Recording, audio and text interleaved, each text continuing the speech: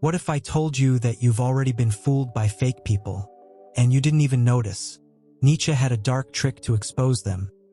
And once you learn it, you'll never look at your friends, coworkers, or even family the same way again. Have you ever felt someone compliment you, but deep down it didn't feel real at all? And what if the person you trust the most is actually the fakest one in your life? Hardly anyone knows this trick, but today I'm going to reveal it to you.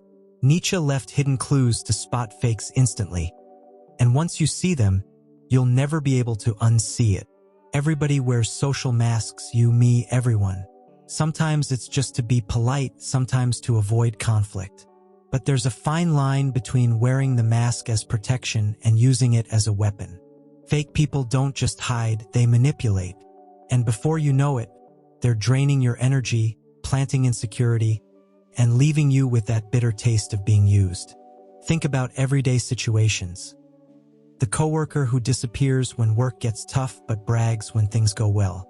The relative who quietly criticizes everyone at the table, then poses for pictures hugging like it's all unity. Or even the partner who says, "I'm fine," while their body screams the opposite. That's where fakeness reveals itself, not in what's said, but in what slips through. And I know it hurts. You've felt the weight of superficiality before. Conversations that never go deeper than the surface, promises broken, that fear of trusting again because last time it cost you too much. That's the wound fake people leave behind. They don't just deceive you, they make you doubt your own perception. But Nietzsche saw a dark trick, and it changes everything. It's not about becoming paranoid. It's about training your eye to catch the inconsistencies. Because once you see the strings behind the theater, nothing surprises you anymore. In this video, I'll show you that trick and the 9 concrete signs that expose a fake person. And once you learn them, you won't waste yourself on relationships that only ever existed on stage. Have you ever noticed how even people close to you sometimes seem to live behind a facade? Nietzsche used to say we all wear masks, but not in the same way. Some use them as protection, to fit in with the world, while others hide behind them because they can't stand showing the emptiness inside. The difference is brutal, and you can feel it every day. That coworker who forces over-the-top enthusiasm every morning, but you just know deep down they're not living any of it. It's like walking into a luxury house straight out of a magazine. Beautiful, sure, but with no life inside. The furniture's flawless, but there are no signs of real people. No photos, no mess, no story. That's the fake. It looks good for the showcase, but it's hollow at its core. The true actor, as Nietzsche suggested, wears the costume to reveal a deeper truth, not to cover incompetence. A real-life example? Think of a teacher who's passionate about teaching. They might use slides, jokes, or even quirky outfits to grab attention, but all of that just reinforces the authenticity of the message.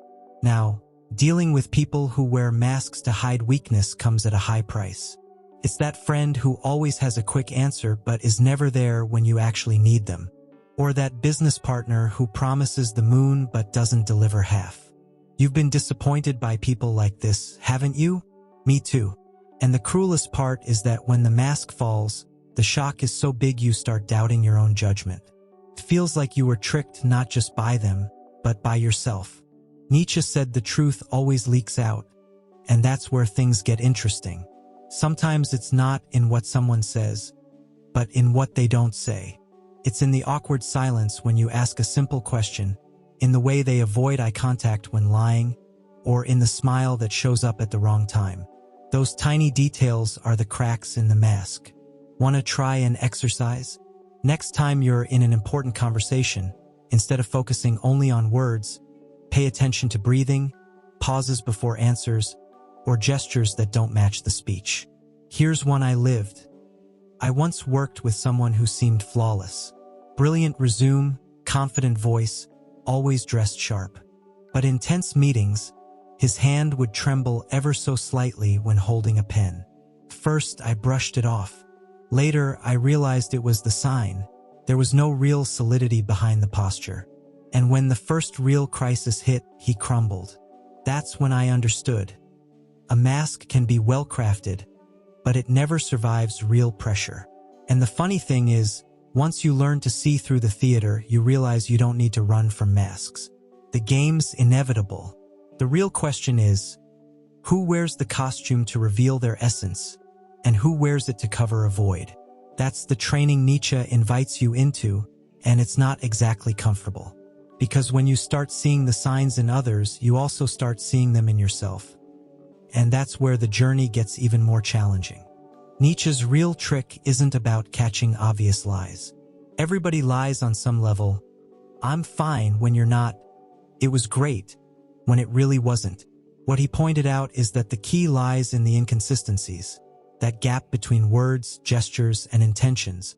You know when someone compliments you, but the tone feels more like sarcasm than affection, or when they promise loyalty, but their eyes dart away the second you bring up something serious.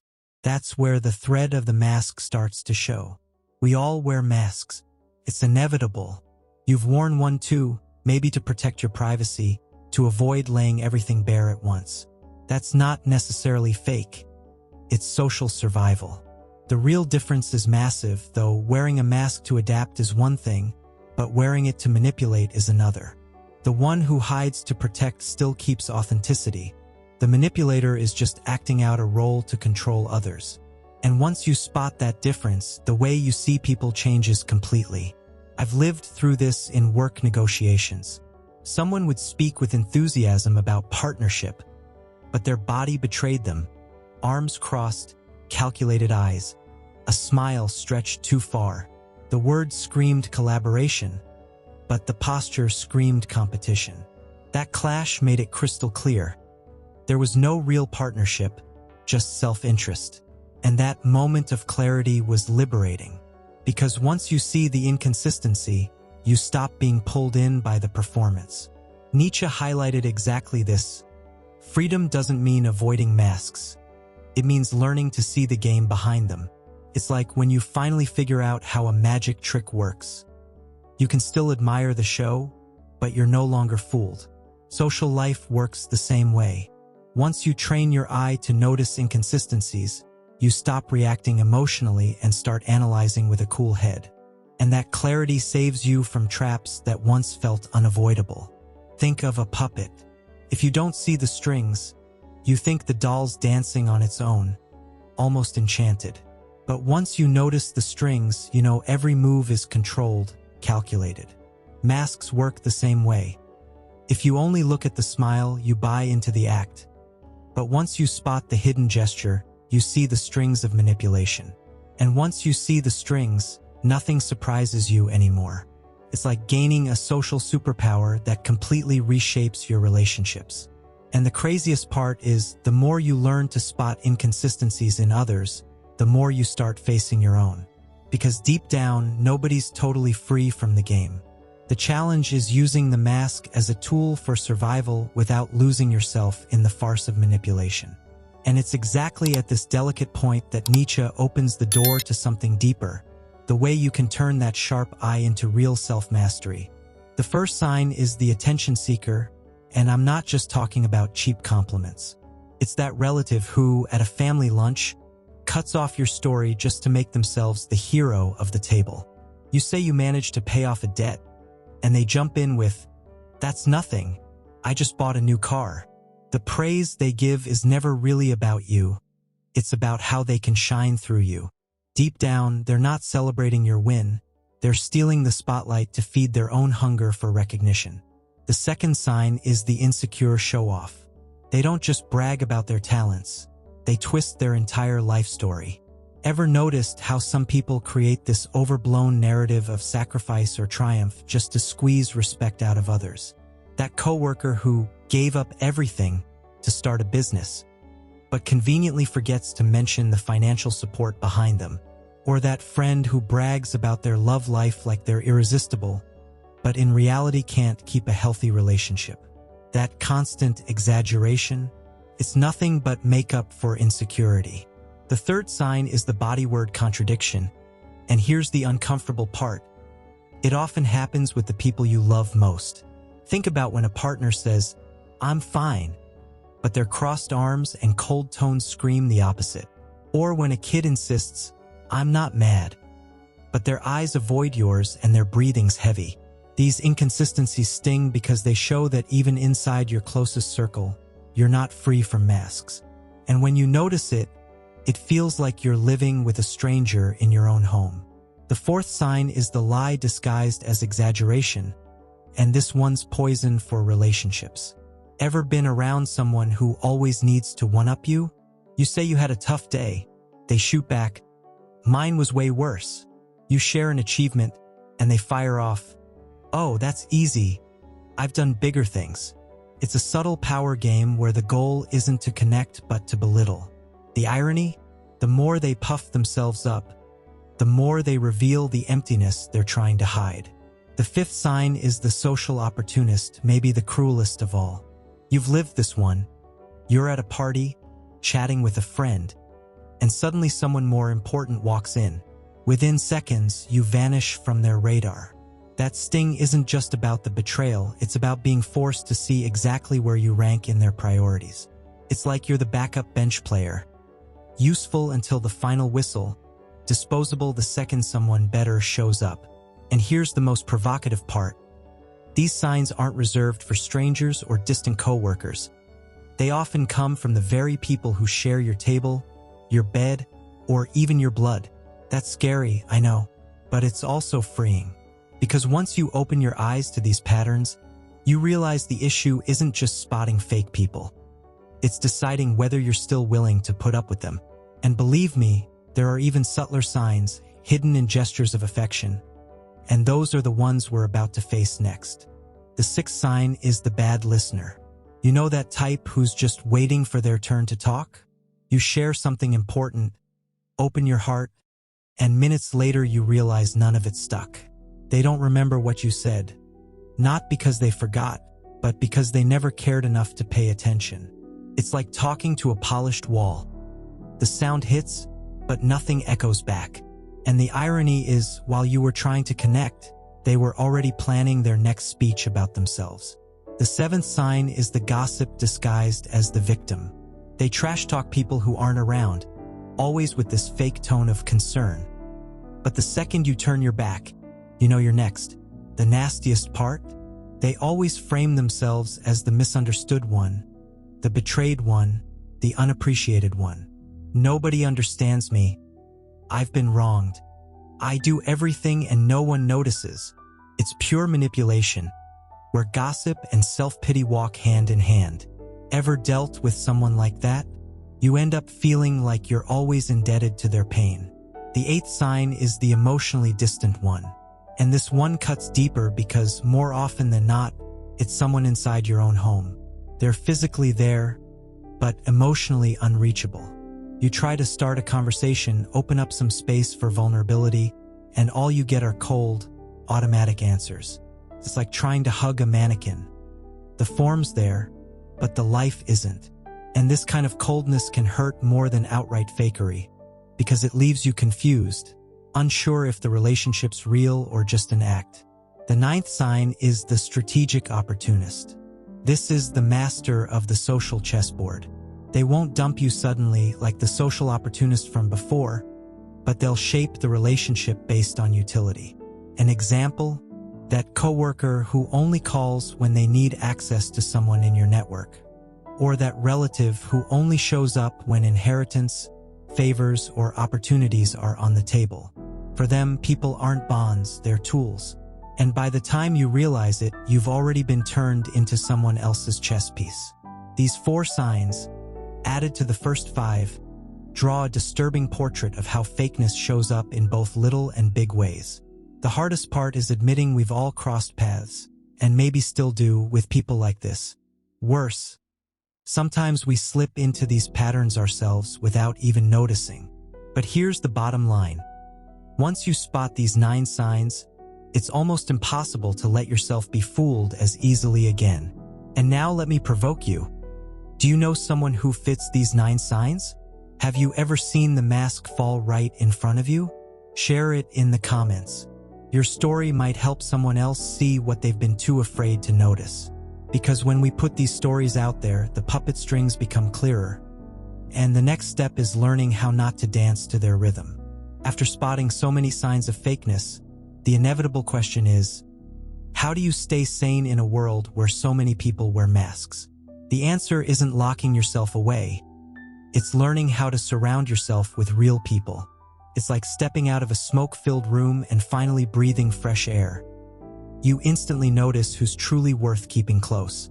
Because once you've unmasked the fakes, the natural next step is learning to value those who don't need disguises in the first place. Surrounding yourself with real people means paying attention to the details you won't find in selfies or catchy quotes. Want a practical example? Watch who quietly celebrates your wins even when there's nothing in it for them. It's that friend who texts you because they remembered you had a job interview, or the coworker who asks how your doctor's appointment went. Small gestures, seemingly trivial, are way more reliable clues than grand speeches about loyalty and friendship. Another key point is noticing who doesn't need to inflate their ego in every conversation. You've seen the type, they talk about their achievements like they're reciting a marketing slogan. The real ones do the opposite. They share stories without trying to shape your opinion. They'll even laugh at their own mistakes or admit how many times they failed before getting it right. That builds trust because it shows they don't need to stand on a pedestal. Authenticity, in the end, is the opposite of self-promotion. And here's something most people miss. Real people share vulnerability in the most unexpected ways. It's not the polished social media confession, but something raw. A truth dropped in the middle of a walk, or a tear slipping out in the car ride home. I remember a friend who, while cracking a joke, suddenly blurted, "Honestly, I'm tired of pretending I've got it all under control." That kind of openness isn't asked for, it just happens. And that's exactly where bonds get stronger. Nietzsche said authenticity is the courage to let the mask fall without fear of rejection. Put simply, real people don't need to always be on top. They can handle being challenged, saying sorry, even being forgotten sometimes. It's like chess. A good player doesn't panic over losing a piece because they know the game doesn't end there. Only someone secure in themselves can live without hiding their fragility. Now here's the hidden benefit no one talks about. When you surround yourself with people like this, your own mind reorganizes. You start feeling less paranoid, less anxious, because you're not decoding intentions behind every sentence. That kind of social clarity makes you more confident and even more attractive. It's like walking around with an authenticity detector. Not only do you protect yourself, but you radiate a calmness others can feel from a mile away. But here's the catch. As you've been hearing all this, did you notice some of these signs in yourself too? Maybe you remembered the time you gave a compliment just to get out of trouble, or the conversation where you pretended to listen while thinking about something else. The line's thin and we all cross it sometimes. The point is, the moment you recognize your own mask, you're already one step ahead of those who pretend they've never worn one. And it's exactly in this shift of awareness that a much deeper game begins. At the end of the day, real power isn't about being impenetrable, locked behind walls of distrust. True power is being seen exactly as you are, and still being chosen by the ones who value your essence. Nietzsche reminds us that we all wear masks, but the clarity lies in telling apart those who wear them just to survive socially and those who use them to manipulate, drain, and deceive. That's the line that separates authenticity from falseness. When you learn to see beyond the mask, you're not only protecting yourself from fake people, you're also recognizing who truly deserves a place by your side. And that changes everything. Because in a world full of illusions, finding someone genuine feels like breathing fresh air after being trapped in smoke for too long. That kind of clarity doesn't just free you, it gives you direction. Now I want to hear from you. Which of these 9 signs do you notice most in people around you? Have you ever lived through that moment when the mask fell right in front of your eyes? Share your experience in the comments. It might be the exact story someone else needs to finally open their eyes. And hey, do me a favor. Also drop the country you're watching from. It's amazing to see people from all over the world connected by the same desire for clarity and authenticity. Don't forget, like this video, subscribe to the channel, and hit the notification bell so you can keep learning with me. And stick around because the next video is already waiting on your end screen, and I promise